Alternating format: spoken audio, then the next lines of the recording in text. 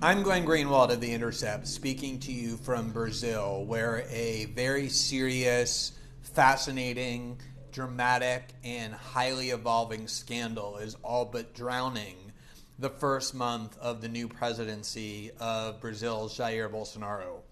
And since this scandal, which affects several members of his family and his closest aides, is complex and has evolved very rapidly, we thought it would be very valuable to take a bird's eye view, a step back, and explain the key components of this scandal and how it has evolved.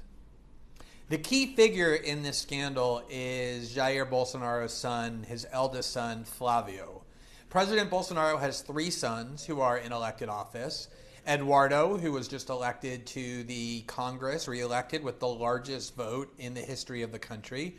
Another son, Carlos, who is a member of the Rio de Janeiro City Council and the spokesman of the family. And then his eldest son, Flavio, who has spent the last decade as a state representative in the state of Rio de Janeiro and just got elected to the federal Senate with the largest vote in the state of Rio de Janeiro. And he is the key figure in this corruption scandal. It began back in December after Bolsonaro's victory, but before he was inaugurated, when an anti-corruption unit of the federal police discovered some highly suspicious movements of money into and out of the account of someone named Fabricio Queiroz.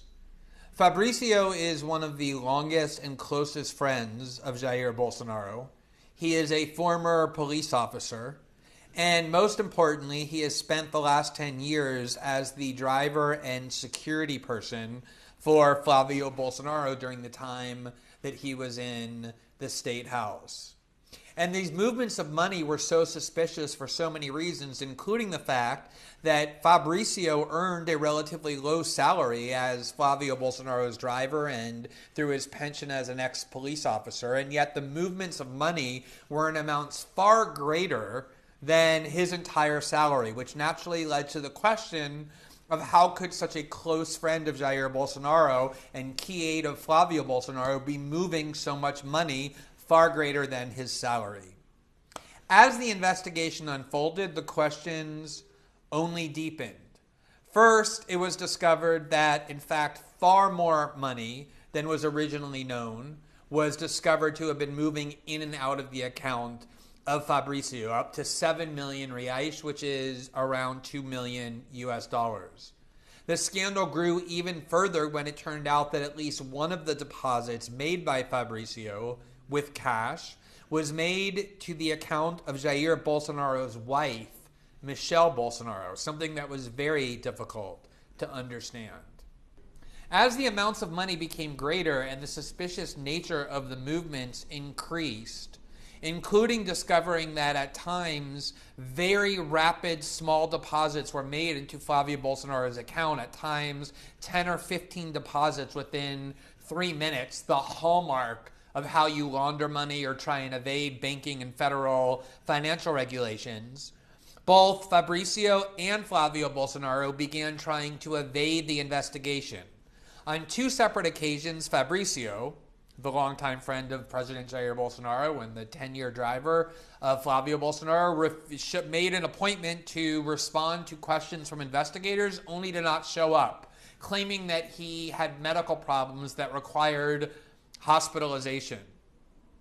And yet suddenly it turned out that a video emerged of him in a hospital in São Paulo, one of the most expensive private hospitals in the country, where he was dancing with his family, obviously calling into question the authenticity of the medical problems that prevented him from responding to investigators.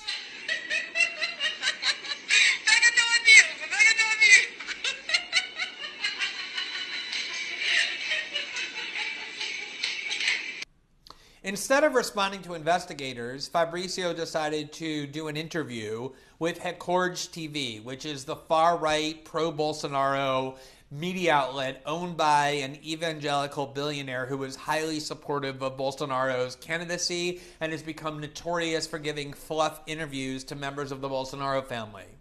And this interview he gave, even with the fluffiest of questions, only exacerbated the suspicions rather than alleviated them because he gave very vague and evasive answers about how it could possibly be that he has so much money, claiming, I'm a businessman, I've always been after buying and selling things like used cars. Nobody believed that explanation, including Bolsonaro's most devoted allies. At the same time that he was claiming that medical problems prevented him from responding to investigators, Flavio Bolsonaro himself, and this really escalated the scandal, went to the Supreme Court of the country and invoked a long controversial doctrine that has been used by the most corrupt political officials to shield themselves from investigation, called foro privilegiado, which essentially means that if you're a federally elected official, you cannot be investigated or prosecuted for crimes except in the Supreme Court. And because the Supreme Court is so backlogged, it basically means that no federally elected official can ever be held accountable for crimes. And that's why this has been such a controversial doctrine. And all of the people claiming to be so opposed to corruption in Brazil, particularly the Bolsonaro family, have spent years railing against this privilege and immunity. O único prejudicado com foro privilegiado não sou eu. O prejudicado, eu não quero essa porcaria de foro privilegiado. Eu sou o único deputado federal prejudicado. And Flavio Bolsonaro, to block the investigation into all of this money movement, went to the Supreme Court and not only invoked the very instrument that he and his family have long railed against as immunity against corruption, but did so in a very odd way because he wasn't even yet a federal senator. He hasn't been inaugurated. His argument was, even though I'm not yet a federal senator, the fact that I've been elected means I'm still entitled to this privilege. And so his effort to block the investigation by invoking this highly controversial pro-corruption weapon turned even more Bolsonaro allies against Flavio and raised the suspicions surrounding all of this corruption. What it really looked like up until that point was a very classic and old-style form of corruption in Brazil, where state legislators like Flavio Bolsonaro have huge staffs, way bigger than they really need, and so they fill them with people who receive a salary in exchange for kicking back part of that salary to the elected official who appoints them. And it seemed like Fabricio was the person collecting the kickbacks and depositing them into Flavio's account. So it seemed like basic corruption, which already was a big deal given that the Bolsonaros rode to power on an anti-corruption agenda. But it became much more serious as the amounts of money increased and it began looking like real money laundering and serious criminality.